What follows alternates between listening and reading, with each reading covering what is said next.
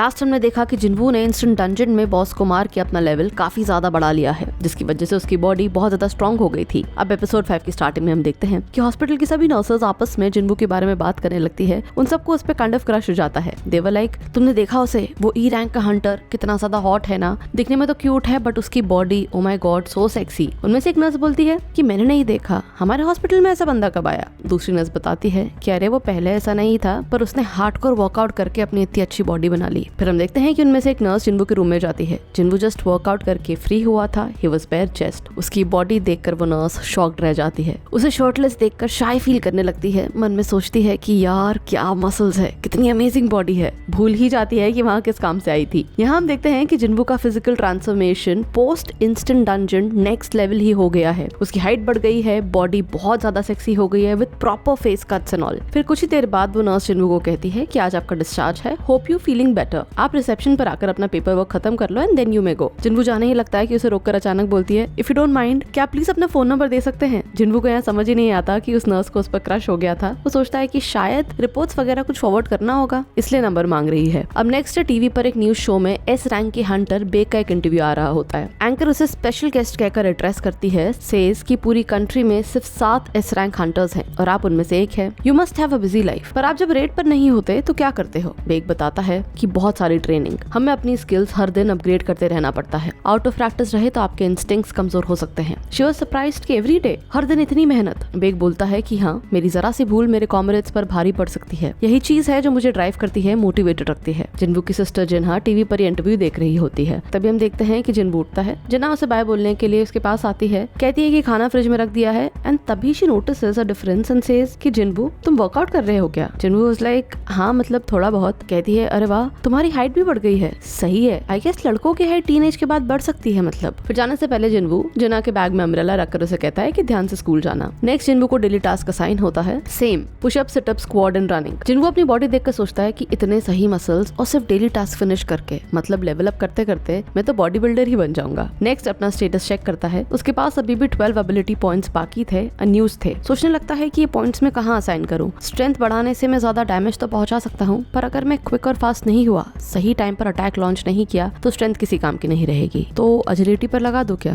Vitals are good, perception तो मेरा अच्छा ही है, intellect, do I need it. Finally कुछ देर सोचने के बाद वो अपने 12 पॉइंट्स एजिलिटी, स्ट्रेंथ और परसेप्शन में ऐड कर देता है। फिर जिनवू के पास उसके लैंडलॉर्ड का कॉल आता है रेंट के लिए। जिनवू बहुत ज्यादा नर्वस हो जाता है कि अरे एक्चुअली मैं हॉस्पिटल में एडमिट था, मैं आज ही रेंट ट्रांसफर कर दूंगा। लैंडलॉर्ड वाज काइंड, कहता है कि हाँ तुम्हें थोड़ा टाइम चाहिए तो ले लो, बट जिनवू बोलता है नहीं, मैं अभी की अभी ट्रांसफर कर देता हूँ। फोन रखते ही जिनवू सोचने लगता है कि पता नहीं मैं जो एक्सपीरियंस कर रहा हूँ वो रीअवेकनिंग है या कुछ और, पर मैं गॉब्लिन्स को अब इजीली मार सकता हूँ, मतलब रेंट तो मैं अब इजीली निकाल पाऊंगा। अपने फोन में हंटर्स की जॉब वैकेंसी सर्च करने लगता है, जहाँ अलग अलग रैंक के हंटर्स के लिए अलग अलग ग्रेड्स और सैलरी ब्रैकेट्स थे। अब यहाँ जिनवू सोचता है कि ज्यादा पैसे कमाने के लिए मुझे हाई रैंक डंजन में जाना पड़ेगा, पर एक ई रैंक के हंटर को कोई क्यों ही बड़ी रेट्स में शामिल करेगा। क्या करूँ, मेरा रैंक बढ़ गया है, रीअप्रेजल के लिए अप्लाई कर दूं क्या। हाई रैंक हंटर्स बड़ी रेट्स पर जा सकते हैं, मेरे बारे में लोगों को पता चल जाएगा, ज्यादा पैसे कमा पाऊंगा। रीअवेकनिंग वैसे भी बहुत रेयर है, मैंने तो आज तक किसी भी हंटर को नहीं देखा अपना लेवल अप करके अपग्रेड करते हुए, पर नहीं, मैं हाईलाइट हो जाऊंगा। प्रेस इस बात का मुद्दा बना देगी। जब तक मैं खुद अपनी पावर्स को अच्छे से समझ नहीं लेता, I think I should stay low की।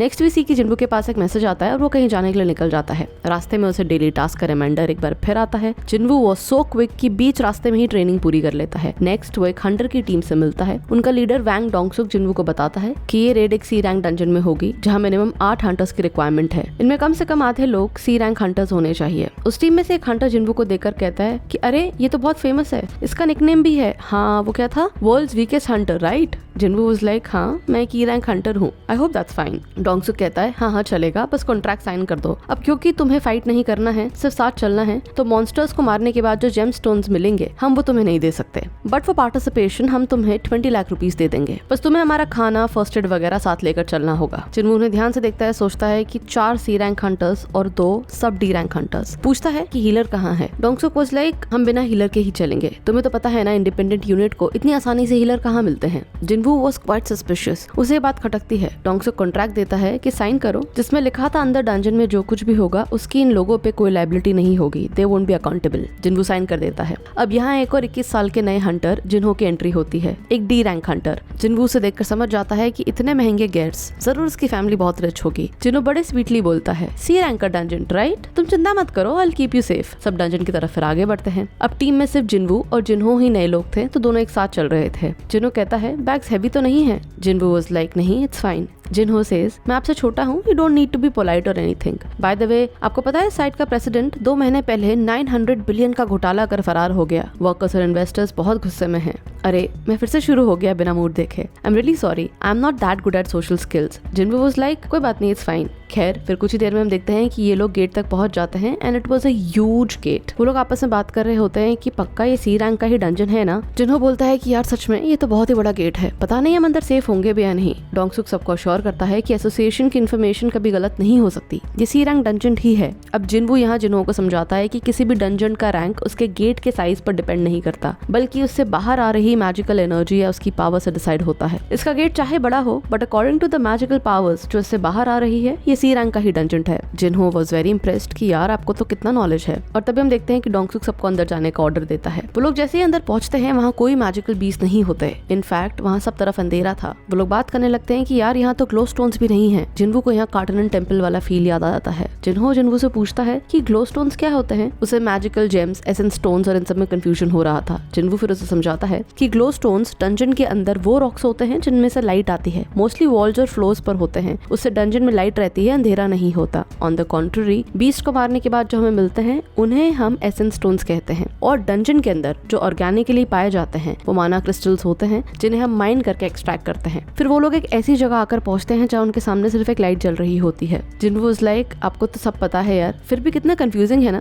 अच्छा एक बात और बताओ, क्या बिना बीस्ट के भी कोई डंजन हो सकते हैं। जिन्वू वाज लाइक एक मिनट। ध्यान से सुनता है तो उसे पास से कोई आवाज आ रही होती है। वो समझ जाता है कि मॉन्स्टर्स आ गए हैं पर दिखाई नहीं दे रहे। सोचने लगता है कि ऐसे कौन से क्रीचर्स हैं जो अंधेरे में लार्ज नंबर्स में होते हैं और लाइट की तरफ अट्रैक्ट करते हैं। कुछ ही सेकंड्स बाद जिन्वू जोर से चिल्लाता है और कहता है कि वो इंसेक्ट टाइप मॉन्स्टर्स हैं, पर किसी को कुछ भी दिखाई नहीं दे रहा होता। वो लोग सोचते हैं कि यार है तो है कहाँ। पैनिक करने लगते हैं, आपस में बात करते हैं क्योंकि दूर दूर तक उन्हें कोई मॉन्स्टर्स दिखाई नहीं दे रहे थे, पर आवाज बढ़ती जा रही थी जैसे कि वो मॉन्स्टर्स इनकी और नजदीक आते जा रहे हों। जिन्वू भी फिगर आउट कर रहा होता है कि ये लोग कहाँ से अटैक करने वाले हैं और तभी वो जोर से चिल्लाता है कि वो लोग हमारे ऊपर हैं। सब लोग उन पर अटैक करते हैं। फिर डोंगसुक उन सब बीस्ट को अपनी तरफ अट्रैक्ट करता है, सबको एक एक कर इंस्ट्रक्ट करता है कि क्या करना है। सब लीड फॉलो करते हैं और डोमिनेटिंगली उन बीस्ट से लड़ने लगते हैं। जिन्वू को यहाँ फाइट तो करनी नहीं थी पर वो सबको ऑब्जर्व करता है और देखकर सोचता है कि ये लोग इतने कोऑर्डिनेशन के साथ फाइट कर रहे हैं, जरूर एक लंबे समय से ये लोग ऐसा टीम काम कर रहे हैं। जिन्हों को भी देखकर सेंस कर लेता है कि फाइट में ये बहुत ही कमजोर है, पर इसके गियर्स इसकी स्किल्स को कॉम्पनसेट कर लेते हैं। विद इन नो टाइम वो सब लोग मिलकर मॉन्स्टर्स को मार देते हैं। डोंगसुक ऑर्डर करता है कि जाओ अब एसेंस स्टोन्स कलेक्ट करो और इवनली 7 हिस्सों में बांट दो। सब एसेंस स्टोन्स कलेक्ट करने लग जाते हैं। डोंगसुक जिन्वू के पास जाता है और उसे कहता है कि थैंक यू, तुमने अगर सही टाइम पर नहीं बताया होता तो हमारे लिए इतना आसान नहीं होता, पर तुम्हें कैसे पता चला कि ये लोग ऊपर से आ रहे हैं। जिन्वू was like just pure instinct. फिर एसेंस स्टोन कलेक्ट करते वक्त इन लोगों को रियलाइज होता है कि कुछ पक्ष को देखकर ऐसा लग रहा है जैसे इन्हें किसी ने टुकड़े टुकड़े कर मार दिया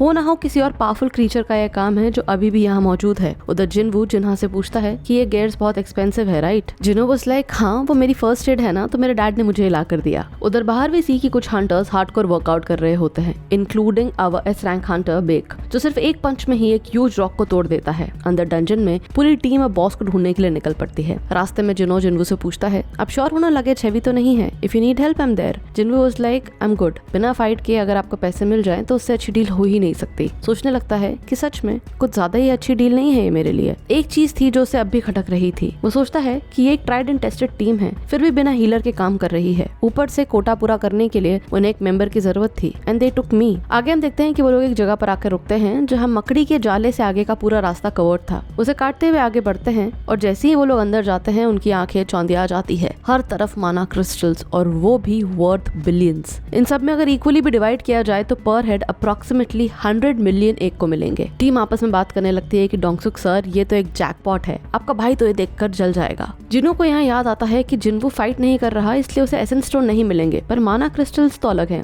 वो जिन्वू के पास जाता है और कहता है, आपका कॉन्ट्रैक्ट दिखाओ, I am very good at legal matters by the way, let me see. Contract देखते ही जिन्हो डोंगसुक के पास जाता है और कहता है कि सर, इस कॉन्ट्रैक्ट में एसेंस स्टोन का मेंशन किया गया है, वो फाइट नहीं कर रहे इसलिए उन्हें एसेंस स्टोन नहीं मिलेगा, बट माना क्रिस्टल ये तो डंजन में ऑर्गेनिकली एग्जिस्ट करते हैं ना, और उसका कॉन्ट्रैक्ट में कोई जिक्र भी नहीं है, तो फेयरली ये 7 नहीं बल्कि 8 लोगों में इक्वली डिवाइड होना चाहिए। डोंगसुक वाज लाइक, हाँ यू आर राइट, हम ऐसा ही करेंगे, डोंट वरी। तभी उनकी नजर वहाँ डंजन के बॉस पर पड़ती है, जो इस वक्त सो रहा था, एक स्पाइडर मॉन्स्टर। डोंगसुक बोलता है कि देखो, हमें इसके उठने से पहले माइनिंग स्टार्ट करनी पड़ेगी, क्योंकि इसको मार देने के बाद गेट्स बंद हो जाएंगे और फिर हम माना क्रिस्टल्स लेकर यहाँ से बाहर नहीं जा पाएंगे। ये सही मौका है, लेट्स स्टार्ट द माइनिंग। वो अपने टीममेट से इक्विपमेंट मांगता है, तो ही सेज कि सर, मुझे नहीं पता था कि यहाँ इतने ज्यादा माना क्रिस्टल्स होंगे, मैं सामान तो बाइक पर ही छोड़ आया। अब यहाँ डोंगसुक उसे थोड़ा डांटता है और कहता है कि यार तुम्हें कितनी बार बोला है कि ऐसा मत किया करो। फिर सरप्राइजिंगली हम देखते हैं कि डोंगसुक अब दोनों जिन्हो जिन्वू को कहता है कि हम लोग जरा बाहर जाकर सामान लेकर आते हैं, तुम दोनों यहाँ इस पर नजर रखना। जिन्हो डर जाता है कि अरे बॉस के पास हम दोनों अकेले। डोंगसुक वाज लाइक,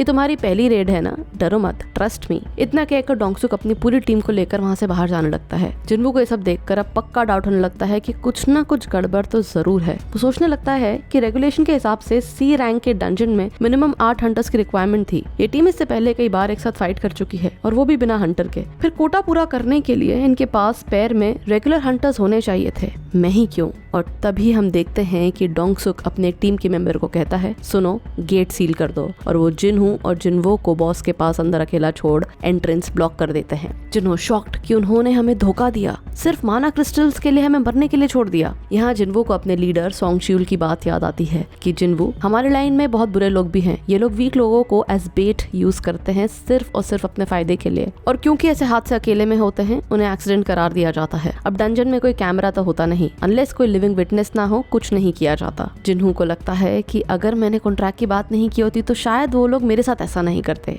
बट जिन्वू समझ जाता है कि वो लोग सिर्फ वेट कर रहे थे कि इन दोनों में से कोई एक भी गलती करे और वो उन्हें मार दे। और तभी हम देखते हैं कि बॉस जाग चुका है और इन लोगों की तरफ आगे बढ़ता है। जिन्हो थिंकिंग कि जिन्वू वीक है कहता है, सुनो आप पीछे ही रहो, मैं इसे संभाल लूंगा। बट जिन्वू वाज लाइक, अपनी जगह से हिलना मत जिन्हो, आई विल फिनिश इट। अपना डैगर निकालता है और ये एपिसोड यहाँ खत्म हो जाता है। I really love today's episode. आपको आज का एपिसोड कैसा लगा कमेंट करके जरूर बताओ। एक्सप्लेनेशन अच्छा लगा हो तो वीडियो को ज्यादा से ज्यादा शेयर करो यार, और हाँ, हमारे चैनल मास्टर सुगोई को सब्सक्राइब करो।